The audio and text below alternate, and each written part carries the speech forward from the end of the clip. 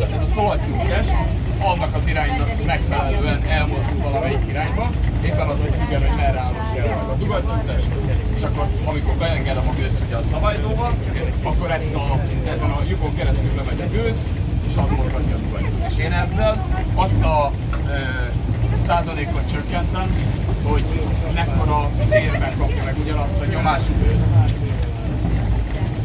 Csak itt nem magasabb fokozatba kapcsolok, hanem pont úgy alacsonyabb. És ugyanúgy üzemanyagot takarítjuk meg vele. Üzemanyagot, bocsánat, gőz.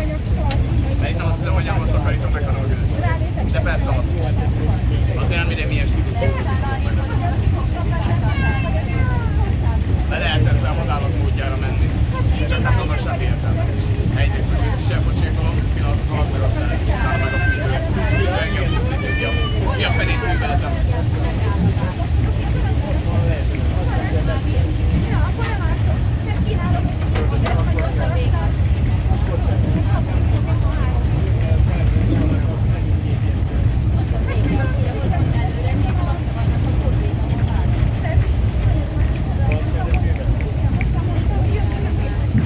Lezártam!